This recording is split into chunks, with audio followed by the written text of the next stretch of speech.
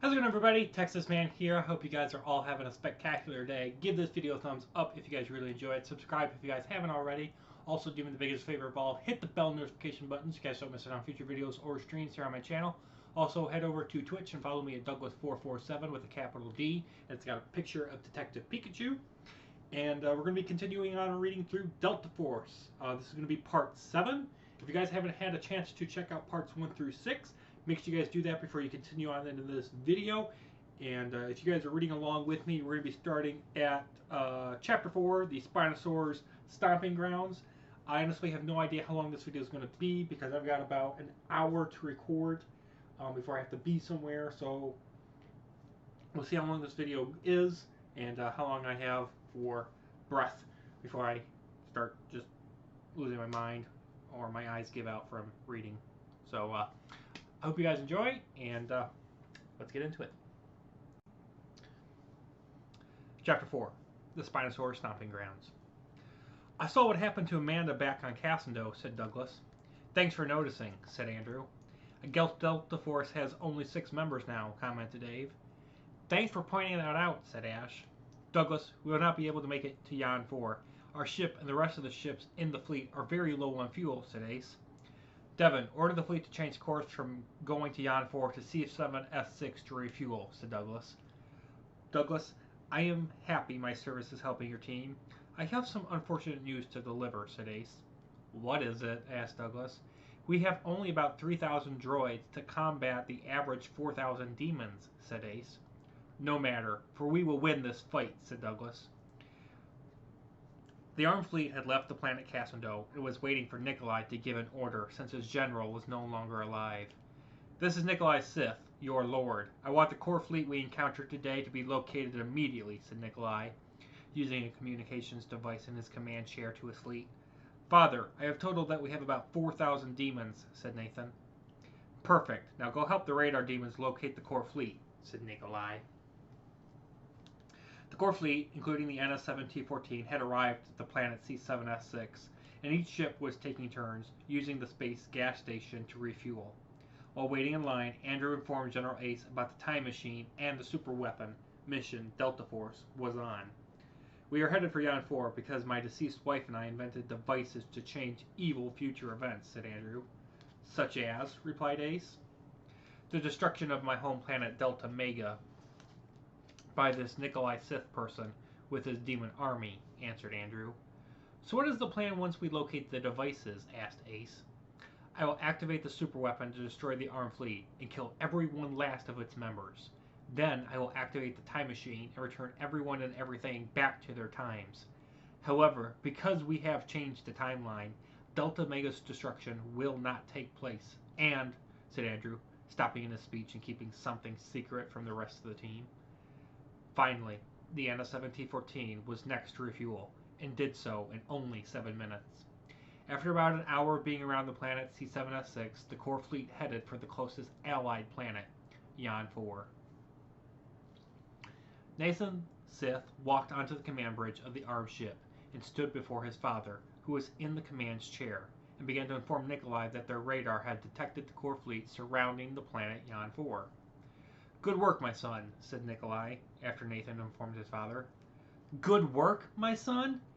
Is that what I get while I am losing sleep in the radar room on this ship, losing an arm and having it replaced by a machine, and losing my mother Raimi because you murdered her, replied Nathan, in a furious tone.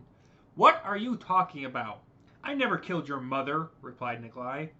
I have powers that you fear, and was able to see the past, to watch you kill Raimi, my mother, just because you wanted a child extremely fast. Makes me wonder if you even loved her, and if you love me, said Nathan. So, you know the truth then, my son. However, I had no choice. If I did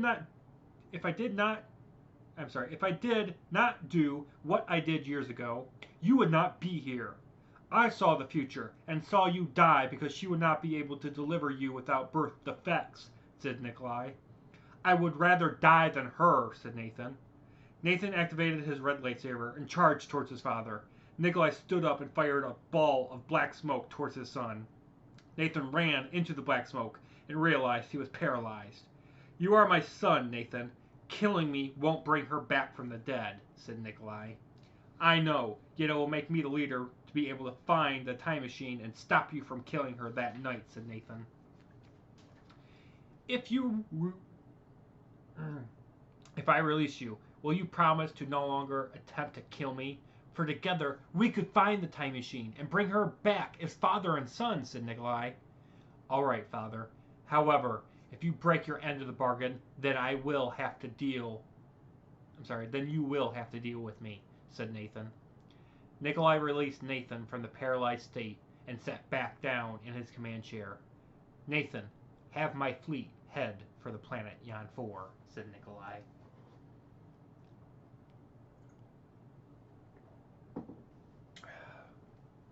The core fleet had arrived at Yan 4, and Ash waited for Douglas to order Devon to have the fleet land.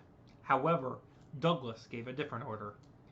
Devon, order the fleet to remain in space until we return with the time machine and the super weapon and land this ship, said Douglas. Devon, give the order to have my droid General Phil Ted BJ, command the fleet until our return, said Ace. Devon gave the order and began the landing on the forest planet, home to the famous and evil monsters known as teleporting Spinosaurs. As Devon landed the ship onto the soft forest ground, the sound of something approaching was heard from outside. Everyone, grab your gear and let's get going on this hunt for the devices, said Douglas. Suddenly the noise of the group of 7 heard and ceased, and suddenly 4 mouths ripped into the roof of the command bridge. We have 4 teleporting Spinosaurs eating the NS-17-14, yelled Deborah. Devon picked up his 96R P-30 rocket launcher, loaded the only shell he had with him, aimed, and turned one of the Spinosaurs into a small pile of dust. Devon, since he did not have any more shells, tossed the 96R P-30 on the ground and prepared to use his golden lightsaber on the monsters. The Delta Force members who had lightsabers turned them on while the others prepared to use their guns. Ace and Andrew fired their machine gun and red bullets at the 3 remaining Spinosaurs, while the rest of the corps members raced outside of the ship. Andrew, get out there before those creatures eat you, yelled Douglas. Ace and Andrew dashed out of the NS-17-14 and regrouped with their friends to watch the 3 Spinosaurs rip apart the ship. The Spinosaurs finished destroying the ship and looked to see the 7 walking meals and charged towards them. The Spinosaurs teleported behind the group and prepared to eat the team with their large mouths. Then, suddenly, Ash used his powers to teleport those with a lightsaber onto the monsters' heads. Douglas, Devon, Dave, Deborah, and Ash drove their lightsabers through the Spinosaurus' brains. The 5 lightsaber armed humans leaped off of the Spinosaurus before the 3 monsters' bodies collapsed to the ground and crushed dozens of trees. What is the plan now that the NS-17-14 is no longer able to fly? Asked Andrew. How do we contact the core fleet for help? And now we don't know where we are on this forest planet, asked Ace. We headed in the direction towards the mountain where I saw a town full of villagers. There we can resupply on food and prepare for our journey to locate the devices, said Douglas. Delta Force and Ash left the remains of the famous and destroyed NS-17-14 and headed towards the mountain.